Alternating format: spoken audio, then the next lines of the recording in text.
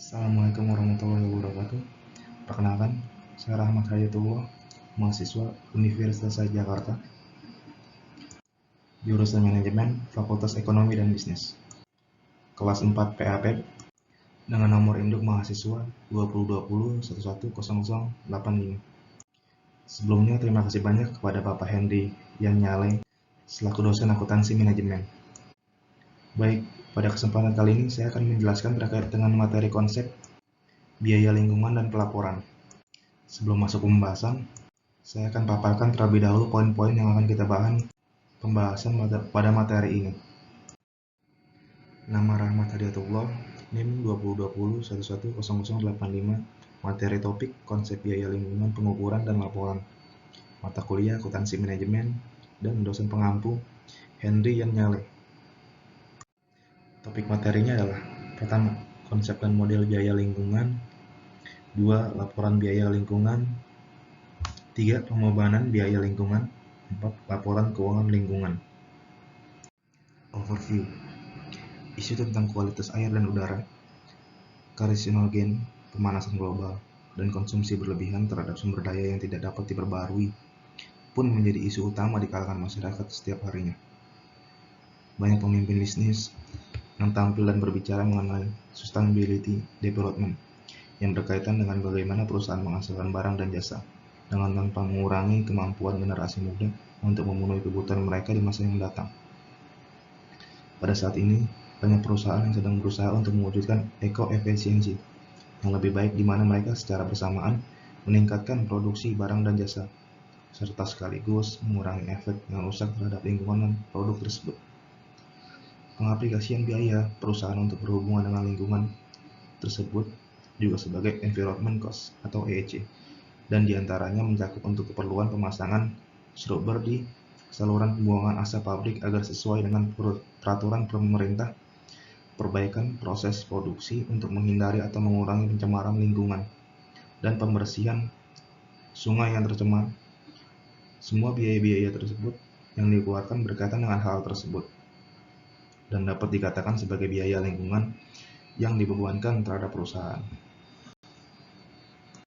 Jadi yang pertama adalah konsep dan model akuntansi biaya lingkungan. Eco-efisiensi mengimplikasikan peningkatan efisiensi berasal dari perbaikan kinerja lingkungan. Terhadap hal ini, terdapat sejumlah sumber dari intensif dan penyebab peningkatan efisien tersebut, antara lain sebagai berikut. 1. Pelanggan menginginkan produk yang lebih bersih, yaitu produk yang dapat diproduksi dengan tanpa merusak lingkungan. 2. Para pegawai lebih suka bekerja di perusahaan yang bertanggung jawab terhadap lingkungan, sehingga akan terdorong untuk menghasilkan produktivitas yang lebih besar. Ketiga, perusahaan yang bertanggung jawab terhadap lingkungan cenderung memperoleh keuntungan eksternal, seperti biaya modal dan tingkat asuransi yang lebih rendah. 4. Kinerja lingkungan yang lebih baik dapat menghasilkan keuntungan sosial yang signifikan, seperti keuntungan bagi kesehatan manusia. Hal ini kemudian akan memperbaiki citra perusahaan dan dapat memperkuat kemampuan perusahaan tersebut dalam menjual barang dan jasa. Yang kelima adalah fokus pada perbaikan kinerja lingkungan, membangkitkan keinginan para manajer untuk melakukan inovasi dan menjadi peluang baru. Yang keenam, pengurangan biaya lingkungan dapat mempertahankan atau menciptakan keunggulan bersaing.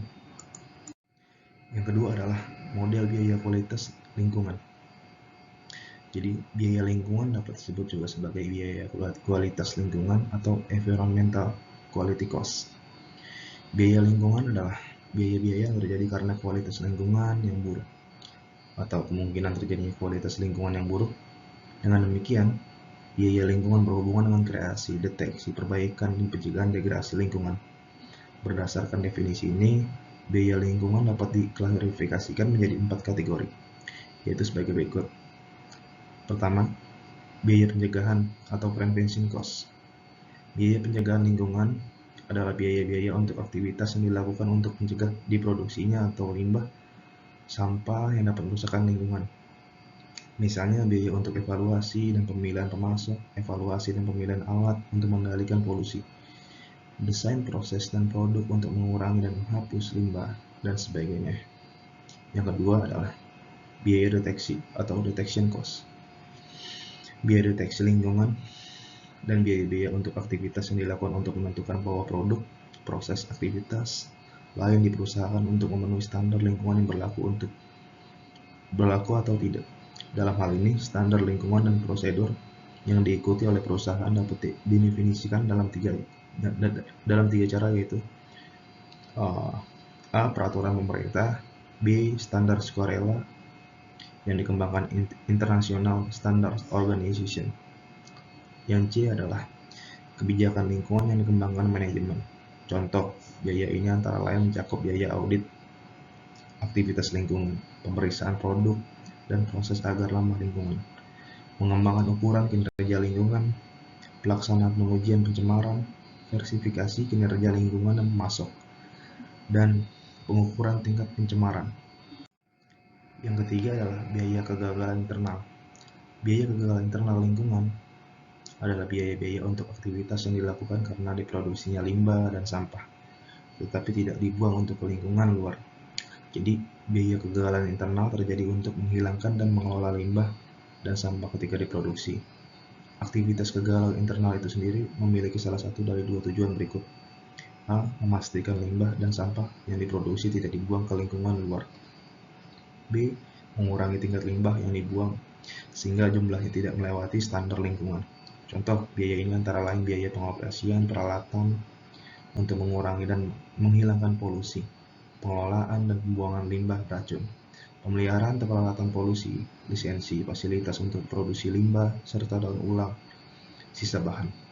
Yang keempat adalah biaya kegagalan eksternal. Biaya kegagalan eksternal lingkungan environment, external factor cost, adalah biaya-biaya untuk aktivitas yang dilakukan setelah melepas limbah atau sampah ke dalam lingkungan. Nah, jadi biaya ini dapat dikategorikan ke dalam dua jenis, yaitu A. Biaya kegagalan eksternal yang direalisasi, yakni biaya yang dialami dan dibayar oleh perusahaan.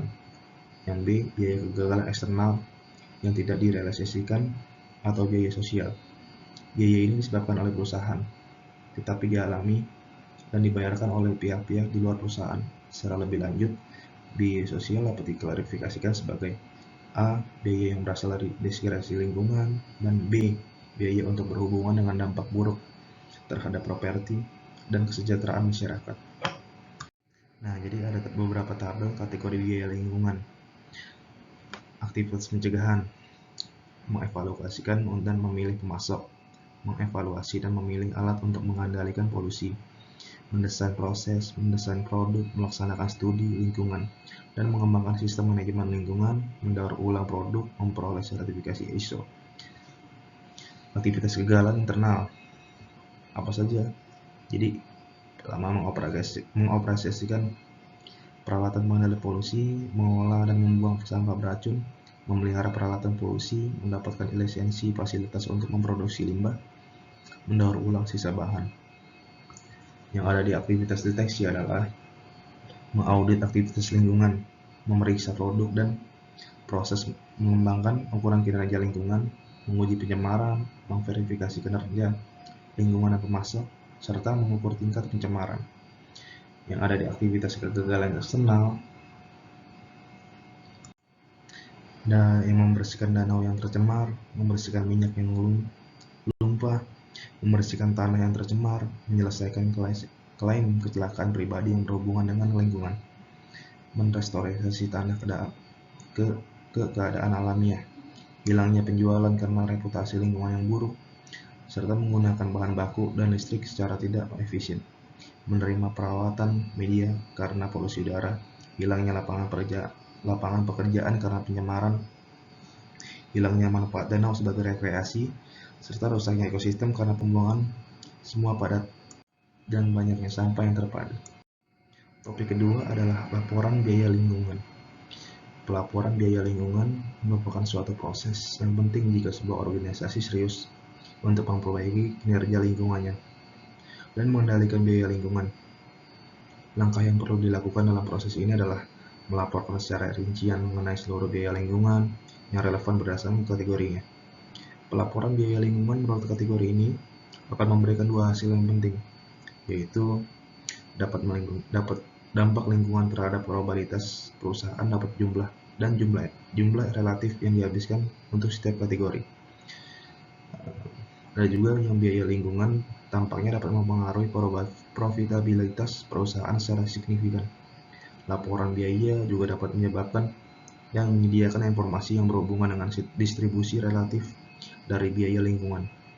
Dari total biaya lingkungan, umumnya hanya sekitar 20% sejalah yang berasal dari kategori pencegahan dan deteksi, sementara sekitar 80%-nya umumnya berasal dari biaya lingkungan yang dikategorikan sebagai biaya kegagalan, yaitu biaya-biaya yang terjadi kinerja lingkungan yang buruk. Topik pembahasan yang ketiga adalah laporan keuangan lingkungan. Ada 3 jenis keuntungan dalam keuangan lingkungan, yaitu pemasukan, penghematan saat ini, dan penghindaran biaya penghematan berjalan. Yang pertama adalah pemasukan. Pemasukan mengacu pada pendapatan yang mengalir ke dalam organisasi karena tindakan lingkungan, seperti mendaur ulang kertas, menemukan aplikasi baru untuk limbah yang tidak berbahaya, misalnya menggunakan sisa kayu untuk membuat pion catur dan papan mainan, dan meningkatkan penjualan karena penguatan citra lingkungan. Yang kedua adalah penghindaran biaya. Penghindaran biaya mengacu pada penghematan berjalan yang dihasilkan di tahun-tahun sebelumnya. Saat ini, penghematan mengacu pada pengurangan biaya lingkungan yang dicapai tahun ini dengan membandingkan keuntungan yang didapat dengan biaya lingkungan yang terjadi pada periode. Suatu laporan keuangan lingkungan akan dapat disusun.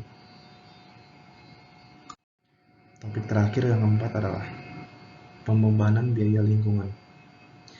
Yang pertama, pembebanan biaya lingkungan berbasis fungsi. Jadi pada sebagian besar sistem akuntansi biaya lingkungan disembunyikan di dalam overhead. Dengan menggunakan definisi biaya lingkungan dan kerangka kerja klarifikasi yang baru dikembangkan, biaya lingkungan harus terlebih dahulu dipisahkan ke dalam kelompok biaya lingkungan.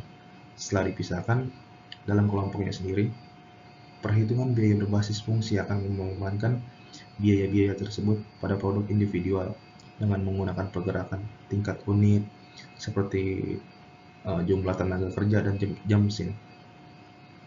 Pendekatan ini dapat berjalan baik untuk produk homogen.